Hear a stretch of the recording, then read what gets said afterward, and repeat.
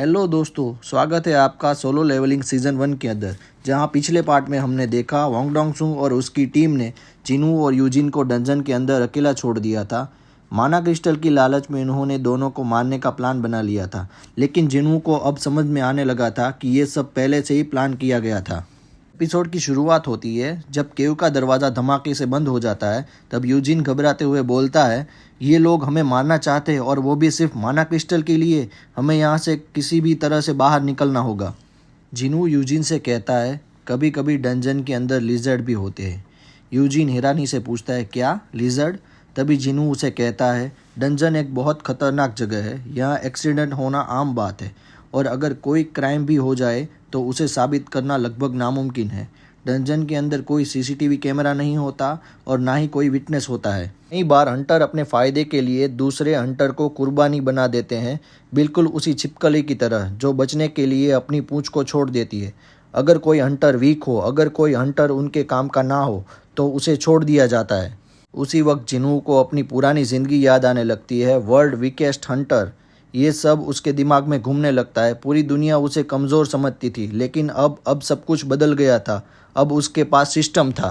Eugene घबराते हुए कहता है, अब हम क्या करें? दरवाज़ा भी बंद हो गया है। तभी जिनू कहता है, मैं उन्हें रोक सकता था क्योंकि हम उनके जाल में पहले ही फंस चुके थे। अगर हम कुछ भी करने की कोशिश करते तो वो हमें वहीं मार देते। जिनू गुफा के अंदर नज़र डालने लगता है और कहता है, यहाँ से बाहर निकलना इतना भी मुश्किल नहीं है। यूजिन के चेहरे पर थोड़ी उम्मीद जाग जाती है, लेकिन अगले ही पल जिनू अपनी पूरी बात करता है।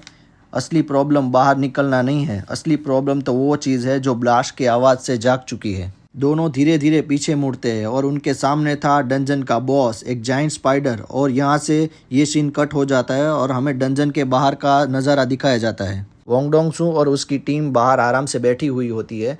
तभी उनमें से एक आदमी कहता है, क्या हमें उन दोनों को वहीं मार देना चाहिए था? इस बात पर वांग डोंगसू हंसते हुए कहता है, अगर हम वहाँ लड़ते और वो बॉस जाग जाता तो माना क्रिस्टल का क्या होता? दुनिया का सबसे कमज़ोर हंटर और दूसरा एक वो डी रैंक का हंटर जिसे रेड का कोई भी अनुभव नहीं है, ये दोनों मिलकर भी उस बॉस को नहीं हरा सकते। वो बॉस पहले उन्हें खा जाएगा और जब वो दोबारा सो जाएगा तब हम आराम से अंदर जाकर माना क्रिस्टल को ले आएंगे। उनमें से एक आदमी कहता है, और अगर माना क्रिस्टल ना मिले तो कम से कम यूजिन का आर्मर और तलवार तो मिल जाएगी, वो बेचकर ही हम करोड़ों कमा लेंगे। और दूसरी तरफ हम केव के अंदर देखते हैं, वो बड़ा सा स्पाइडर जाग गया होता है और ज़ोर से दहाड़ रहा होता है। तभी यूजिन अपनी तलवार के साथ आगे आता है। तभी जिनू यूजिन से कहता है, वहीं खड़े रहना, और अगले ही पल एक रोशनी के साथ अपने हाथ में से डैगर निकाल लेता है और वो स्पाइडर बॉस की ओर देखते हुए कहता है, ये मेरा शिकार है। यूजिन कहता है, तुम क्या करने जा रहे हो? तभी जिनू उसे कहता है, उसे मारने जा रहा हूँ। यूजिन को उसकी बात पर यकीन नहीं होता है। एक सी रैंक का बॉस और वो भी अकेले, ये तो लगभग नामुमकिन है। जिनू जानता था कि यूजिन सही कह रहा था। उसने सोचा, ये बॉस ब्लू वेनम फैंग्स और अब तक उसने जितने भी लड़ाई की है उससे ज़्यादा ताकतवर था। और वो स्पाइडर जिनू के ऊपर अचानक ही हमला कर देता है। वो उस वार से बचते हुए सोचता है, मेरा लेवल 18 है और ये बॉस एक सी रैंक का बॉस है, यानी इसे हराना नामुमकिन नहीं है। अगले ही पल वो स्पाइडर उसके ऊपर दूसरा हमला कर देता है और यूजिन जोर से चिल्लाता है, जिनू! लेकिन तभी हम देखते हैं जिनू उसके वार से बच गया होता है और जिनू का डैगर उसकी स्पाइडर के शरीर पे लग गया होता है और वो स्पाइडर जोर से चिल्ला रहा होता है।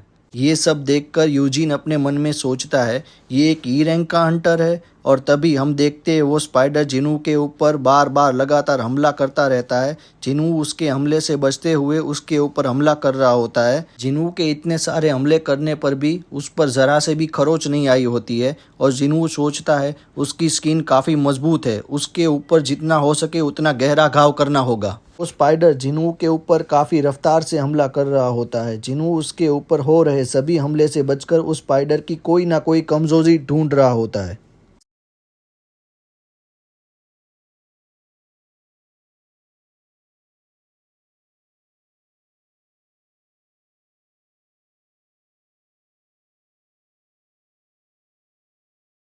जिन घबराते हुए सोचता है, क्या ये एक फॉल रैंकर है? हंटरों की दुनिया में कुछ ऐसे लोग होते हैं जो अपनी असली जादुई शक्ति को छुपा कर रखते हैं।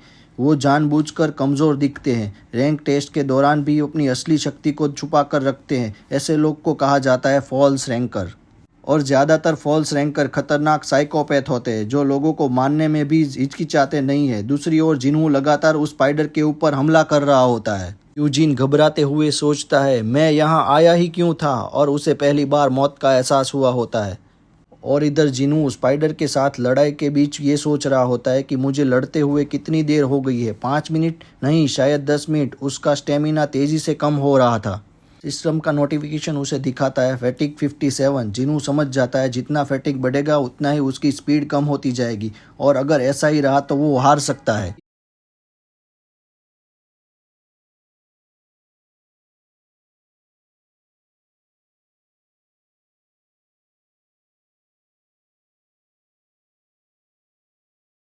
और ये देखकर जिन्हू काफ़ी ज़्यादा शॉक हो जाता है और अपने मन में सोचता है मुझे जितना हो सके उतना जल्दी इसके नज़दीक जाना होगा, और इस बार पहले से भी तेज़ और तेज़।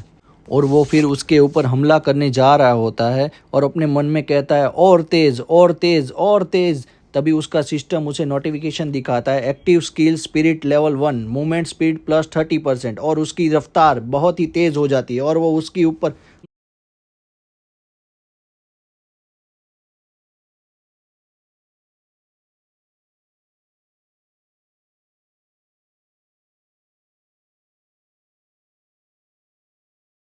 और वो ज़मीन से जाकर टकरा जाता है। उसका शरीर अब जवाब दे चुका था, लेकिन तभी वो हार मानने के लिए तैयार नहीं था। तभी उसे कुछ याद आता है। उसने अपने डेली क्वेस्ट के इनाम को याद किया और उसे स्क्रीन के सामने लिखा था रिवॉर्ड 1 स्टेटस रिकवरी, और जिनू कहता है एक्सेप्ट। अगले ही पल उसकी सारी थकान, उसका सारा दर्द गायब हो जाता है और वो फिर से उठ जाता है, और अब वो उस मॉन्स्टर के ऊपर अपनी पूरी ताकत से हमला कर रहा होता है। जिनू की ये स्पीड देखकर यूजिन भी हैरान हो जाता है। फिर जिनू उसकी आंखों पर हमला कर देता है और उसकी आंख को फोड़ देता है। जिनू अपनी पूरी तेजी के साथ हर जगह हमला कर रहा होता है, और इसी के साथ ही ये बॉस अपना दम तोड़ देता है। ऐसे ही जिनू इस स्पाइडर बॉस को हरा देता है। तभी उसका लेवल अप काफ़ी तेज़ी से हो रहा होता है और वो अपने मन में सोचता है आज तो मुझे इस डेली क्वेस्ट ने बचा लिया।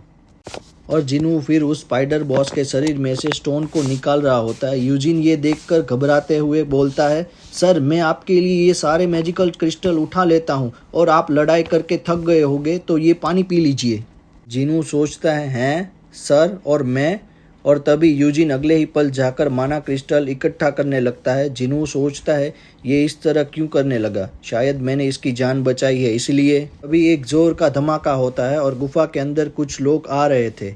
ये कोई और नहीं बल्कि होंगडोंग और उसकी टीम होते हैं, और कहते हैं तुम अभी तक जिंदा हो, और वो डंजन के बॉस का क्या हुआ, क्या तुमने उसे मार दिया, क्या तुमने उसे मार डाला, या फिर वो बॉस सिर्फ दिखने में इतना बड़ा था। तभी दूसरा आदमी कहता है क्या आपको लगता है इनके पास जो ये आर्मर और तलवार है इसके सहारे पर इसने एक सी रैंक के बॉस को हराया होगा। वोंग डोंग सुंग कहता है सुनो यूजिन, मुझे तुम्हारा ये कवच चाहिए। तुम्हारा बाप यूजिन कंस्ट्रक्शन का मालिक है, क्यों सही कहा ना मैंने। मैं तुम्हें एक मौका दे रहा हूँ, जिनू को मार डालो। यूजिन काफ़ी घबरा रहा था। वोंग डोंग सुंग आगे कहता है अगर तुमने मेरी बात नहीं मानी तो मैं तुम दोनों को मार डालूंगा। यूजिन धीरे धीरे आगे बढ़ता है और घबराते हुए जिनू के सामने आ जाता है, और तभी वो अपनी तलवार निकाल लेता है और वोंग डोंग सुंग के सामने लड़ने के लिए तैयार हो जाता है। वोंग डोंग सुंग पूछता है क्या तुमने कभी किसी इंसान की जान ली है। जिनू को तभी एक नोटिफिकेशन आती है अर्जेंट मिशन। ये देखकर जिनू चौंक जाता है। तभी एक आदमी उसके ऊपर अचानक हमला कर देता है और वो जिनू दूर जाकर गिर जाता है। जिनू नीचे हुए सोचता है मैं ये कैसे भूल गया, इस दुनिया में कमज़ोरों के लिए कोई जगह नहीं है, ये नफ़रत और धोखे से भरी दुनिया है, कैसे भूल सकता हूँ मैं। और वो ज़ोर से चिल्लाते हुए कैसे कैसे कैसे कैसे।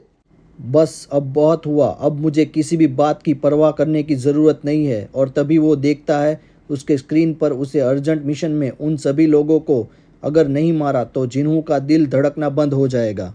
तभी जिन्हू खड़ा होता है और सोचता है सिस्टम मुझे ज़िंदा रखना चाहता है, मुझे मजबूत बनाना चाहता है। मैं भूल गया था कमज़ोर हमेशा ही मारे जाते हैं। और तभी वोंग डोंग सुंग कहता है क्यों गोवान डर गए क्या, और वो सब हंसने लगते हैं। जिनू आगे बढ़ते हुए कहता है अगर तुम शिकारी हो मतलब तुम खुद शिकार होने के लिए तैयार हो, है ना। भी एक हंटर आगे आता है और कहता है तुझे तो मैं देखता हूँ। वो जिनू के कंधे पर हाथ रखकर कहता है देखो तुम्हें हमारे बारे में कुछ नहीं पता, और तुम एक ई रैंक के सबसे कमज़ोर हंटर हो। तभी जिनू अपने डैगर से उसका गला काट देता है और ये देखकर सभी लोग चौंक जाते हैं। जिनू कहता है एक तो गया, दूसरा हंटर कहता है इसने हथियार कब निकाल लिया, इसके पास तो हथियार भी नहीं था। तभी ग्यूवान उसके ऊपर एक आग के गोले से हमला करने जा रहा होता है, लेकिन जिनू इतनी तेजी से हमला करता है कि वो देख ही नहीं पाता और वो देखते ही देखते खत्म हो जाता है। तभी दूसरी ओर से दो लोग चिल्लाते हुए उसके ऊपर हमला कर देते हैं, लेकिन जिनू कहाँ कम था, वो उन दोनों के आर पार अपने डैगर निकाल देता है। बाकी बचे हंटर सोच में पड़ जाते हैं कि ये तो एक ई रैंक का हंटर है, लेकिन ये मुझे दिखाई क्यों नहीं दे रहा है, ये इतना फास्ट कैसे है। और तभी बाकी बचे 3 में से 2 की बॉडी पूरी तरह से रुक जाती है और उनकी नाक, कान और मुंह से खून निकलना शुरू हो जाता है। असल में जिनू ने यहाँ पर अपनी नई एबिलिटी को चेक कर रहा था। वोंग डोंग सुंग सोचता है इसने तो एक झटके में मेरे सारे टीम मेंबर को मार दिया। और वो जोर से चिल्लाते हुए कहता है आजा, अब मुझसे लड़, तुझे बताता हूँ कि सभी सी रैंक के हंटर एक समान नहीं होते हैं। और वो अपने मन में सोचता है ये कितना भी बड़ा हंटर क्यों ना हो, एक बॉस और 6 हंटर के साथ लड़कर अब ये काफ़ी कमज़ोर हो गया होगा। इसकी ताकत उसकी स्पीड और डैगर में है, मैं अपनी बॉडी को पूरी स्टील जैसा बना दूंगा।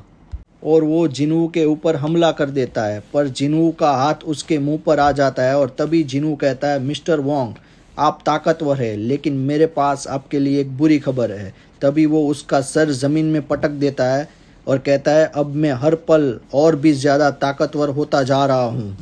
और वोंग डोंग सुंग सोचता है आखिर ये कैसे हुआ, ऐसा नहीं हो सकता, ये तो एक ई रैंक का कमज़ोर हंटर है। वो कहता है रुक जाओ, मुझे मत मारो, चाहो तो मेरे पैसे ले लो, मेरे सारे क्रिस्टल ले लो और ये माना क्रिस्टल भी तुम ही रखो। जिनू कहता है तुमने मुझे 3 बार मारने की कोशिश की और अब तुम ये चाहते हो कि मैं तुम्हें छोड़ दूँ, मैं तुम पर रहम करूँ। वोंग डोंग सुंग कहता है देखो तुम मुझे मत मारो, तुम इससे बच नहीं पाओगे। जिनू कहता है तुमने ही कहा था ना तहखाने का राज तहखाने तक ही रहता है। और तभी वोंग डोंग सुंग जोर से चिल्लाता है तुम नहीं बचोगे, तुम नहीं जानते कि मेरा भाई कौन है। और तभी जिनू अपने डैगर से उसका गला काट देता है। तभी यूजिन ये देखकर उल्टी करने लगता है और तहखाना धीरे धीरे बंद होने वाला था, जिसकी वजह से जिनू और यूजिन दोनों बाहर जाने लगते हैं। तो दोस्तों इसी के साथ हमारा ये वाला एपिसोड यहीं पर ख़त्म होता है। आगे की कहानी जानने के लिए हमारे चैनल को सब्सक्राइब करें और वीडियो को लाइक करें। तो मिलते हैं अगले एपिसोड में, तब तक टाटा बाय बाय।